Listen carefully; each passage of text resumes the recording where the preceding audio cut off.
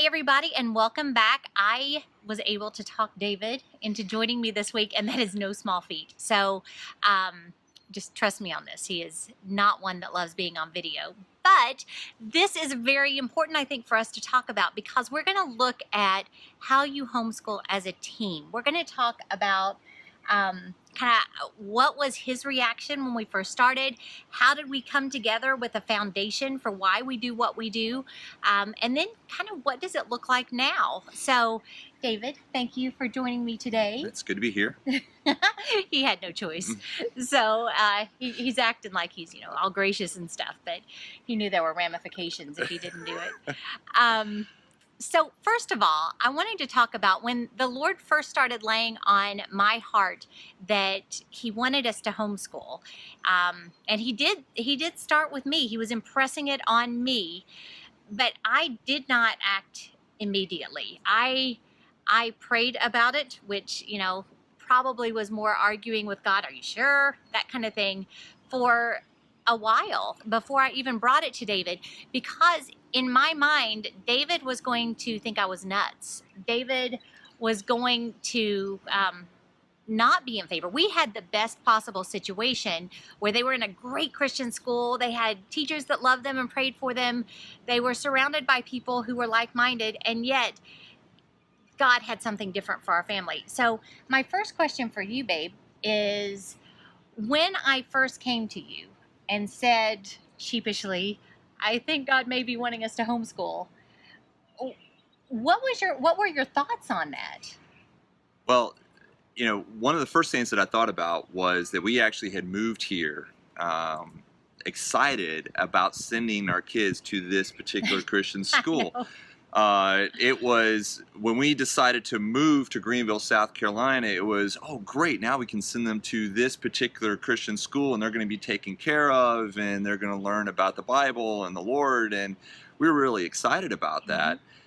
And they were in that school for 2 years. 2 years. And I think we just started getting kind of uncomfortable about it. But when you came to me, I didn't think you were crazy at all, because the thought had definitely crossed my mind at the same time.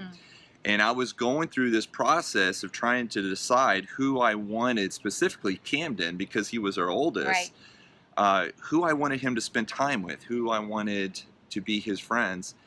And so the first thing I did when you brought this to me is we decided to pray about it further. And then I started watching the kids at our church. And we were going to a large church at the time. There was about 1,200 people that would go there on Sunday. Right. So there was a lot of kids. And I would spend time watching the other kids in the church and who I wanted Camden to spend time with. And it turned out at that time that virtually every single one of the boys that I picked out for Camden as a potential friend that I'd want him to spend time with, they were all homeschooled. And it was, factors not just about the way the boys interacted with me, but it was also their family. I knew their father and their mom, and that was the point where I started realizing that the Lord wanted us to do this, and that this was something that the Lord had for our family. And then I also remember sitting around the table, and I think we were eating dinner. You and I obviously had talked about it before, but we presented the idea of homeschooling with the kids, and we were expecting them to think the idea. think it was a horrible idea, and they all got excited. And so it was like we just picked up momentum going towards homeschooling at that point. Well, and it's amazing how the Lord really does lay the foundation in everyone's heart. And so, there may be resistance. You may not have as easy of a path as we did getting to that conclusion, but trust that he will lead everyone to the same conclusion at some point. With that said, we talked a lot as we were kind of making this decision. Again, like you alluded to, we had really the perfect situation where the kids were. We did. It looked just like I thought it would. But God wanted more for us. And so we really started praying and going back and forth as to why would we make this leap? What on earth would would cause us to do something that seems so foolish on paper? And that's one thing that I really encourage you to do, is talk to your husband so that you come up with a shared goal, a shared vision for why you do what you do. In our case, we did that. And how does that story go? Well, there were no bullies. We weren't mad at a teacher. No. It was nothing like that. But what we started considering was the reason why we wanted to do this was discipleship. Mm-hmm. And about the same time that we were trying to make this decision, again, how the Lord was bringing all this together, we had a guest speaker in our Sunday school class, and it turned out to be a pastor.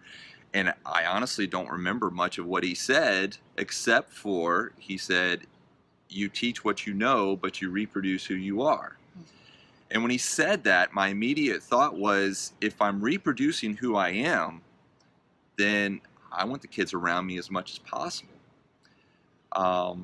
And that was kind of that final thing that brought it together, is that this is really the way the Lord wants us to teach our kids. And honestly, it's the way he wants everybody to teach their kids. I mean, even if you send your kids to school, you shouldn't outsource them out and expect the school to do all the discipleship and all the education and everything. And so, your child is made for you to raise them up. So it just seemed to fit. Yeah. For us, the big vision was discipleship, was reproducing who we are, was pointing our kids to Jesus Christ in everything, and making sure that we prepared them so that no door would be closed to them, because that's also a big deal for us. And that really drives the academic side of what we do. We want to make sure that we are bringing them up excellently so that whatever God calls them to do, they are prepared to do. So there will be a lot of catalysts that may bring you to the point of making the decision to homeschool. For us, it was just that still small voice. We had nothing wrong, nothing that we were trying to fix. For you, it could be some of the things he alluded to. It could be bullies, it could be anger, it could be frustration, it could be a lot of different things. But I would tell you, those things may be fine to get your attention and make you start, but those things are not going to help you continue. You're not going to stay mad forever. That bully may move on or grow up. And so you really need to talk together and formulate a bigger why that you can come back to on those days that are rough.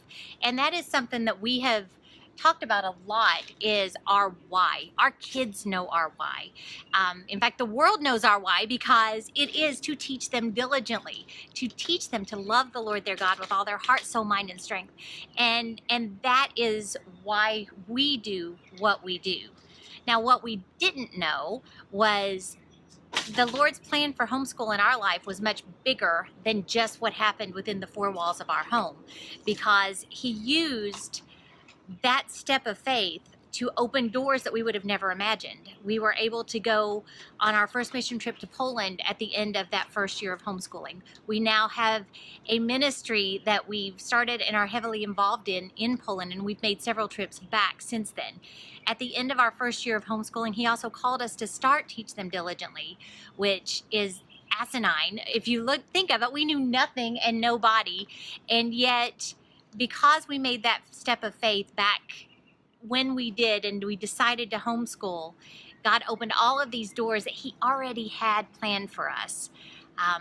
But we had to take that step of faith. We had to face that giant of uncertainty and that giant of fear of what people would think, why would we do this, and all of those things in order to step out. And then look what God has done. It's really, really exciting and amazing.